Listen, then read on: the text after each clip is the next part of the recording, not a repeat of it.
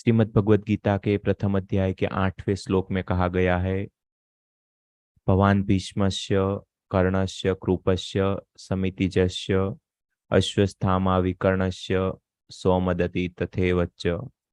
मतलब कि अभी भी दुर्योधन अपने गुरु द्रोणाचार्य जी को अपनी सेना की बड़ाई बता रहे हैं कि हमारी सेना में इतने बड़े बड़े महारथी है, इतने बड़े बड़े लोग हैं, इतने बड़े बड़े योद्धा है। जैसे कि वो बता रहे हैं, आप द्रोणाचार्य, भीष्म, कर्ण और संग्राम विजय कृपाचार्य तथा वैसे ही अश्वस्थामा विकर्ण और सोमदत्त का पुत्र भूरिश्रवा, ये सब हमारी सेना में है तो हमारी ही विजय होगी।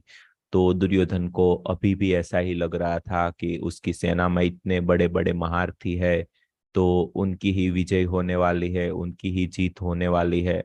लेकिन जैसे हम सब जानते हैं, लेकिन आखिर में जीत जो होती है अर्जुन की सेना की होती है, क्योंकि उसके साथ में धर्म था, उसके साथ में भगवान श्री कृष्ण थे। वो कहीं ना कहीं एक नीति के मार्ग पे चल रहे थे। तो लास्ट में हमारे जीवन में भी ऐसा ही होता है, अगर हम नीति के रास्ते पे चलते हैं, सच्चाई के मार्ग पे चलते हैं, ध्यान मार्ग पे चलते हैं, तो एक ना एक दिन हमारी विजय होनी ही होनी है। तो आइए साथ मिलके खुद को जानने के इस युद्ध में आगे बढ़ते हैं और हर रोज ध्यान करते रहेंगे, पूरे दिन में भी, ध्यान के बाद में भी लाइफ को एक अच्छाई से जीने का प्रयास करेंगे। दिन में कोई भी चढ़ाव उतार आए, कोई भी अच्छाई बुराई आए, तो भी एकदम बैलेंस में रहने का प्रयास करेंगे, एकदम शांत रहने का प्रयास करेंगे। कोई भी आए, चाहे हमें दुख पहुंचाने का, हानि पहुंचाने का प्रयास करे, तो कहीं ना कहीं वो एक हमारा ही भाव है।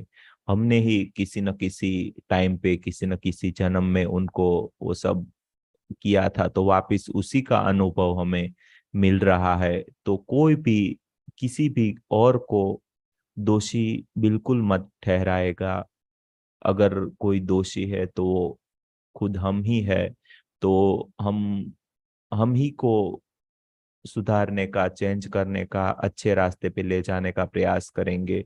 और जो भी बदलाव करेंगे वो खुद में ही करने का प्रयास करेंगे। और अच्छाई के मार्ग पे धीरे धीरे आगे बढ़ते रहेंगे। पूरे दिन में हम जो भी करते हैं, जिनसे भी बात करते हैं, तो एकदम कॉन्शियस रह के करना है। अगर हम खाना खाए तो ऐसे खाना है जैसे बस आपका खाना खाने का ही काम बच गया हो, बाकी सब कुछ आपने कर दिया हो। एकदम आराम से ओकुलिए को हाथ में लीजिएगा, उस जो भी आप खाना खा रहे उसके स्पर्श को अपने हाथ के साथ में महसूस करिएगा।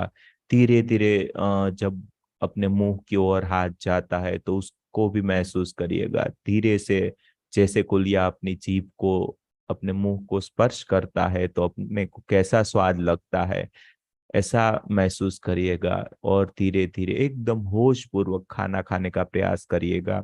और उसके बाद में जब भी हम नहाने को जाए या जब भी हम कोई भी काम करें, तो सब कुछ एकदम होश पूर्वक महसूस करें। जैसे हम नहाते हो तो जैसे ही पानी हमारे ऊपर गिरता है तो हमें कैसा महसूस होता है, हमें उसका स्पर्श कैसा महसूस होता है, उसको एकदम फील करके होश पूर्वक समझने का, महसूस करने का प्रयास करेंगे। तो अपनी कॉन्शसनेस है, अपना जो चेतना है, धीरे धीरे और बढ़ती जाएंगी। और किसी भी से अगर हम कोई भी बात करते हैं तो बात करते वक्त भी एकदम होश में रहना है, कॉन्शियस रहना है। क्या बात कर रहे हैं, उसमें जो ऊर्जा का आदान प्रदान होता है उसको भी महसूस करना है। हमारे मुंह से क्या बात निकल रही है, हमारे कान में क्या बात जा रही, उसको भी एकदम होश पूर्वक परम चेतना के साथ में देखना है। कोई भी अच्छाई बुराई आए तो फिर भी एकदम बैलेंस में रह के, एकदम शांत रह के, किसी भी को मन वचन कर्म से दुख पहुंचाने का, हानि पहुंचाने का बिल्कुल प्रयास नहीं करना है और पूरे दिन में शांत रहना है। तो बस यही थी आज की मेरी बात। आप में से कोई भी कुछ भी प्रश्न पूछना चाहते हो या कोई भी अपनी कुछ भी बात बताना चाहते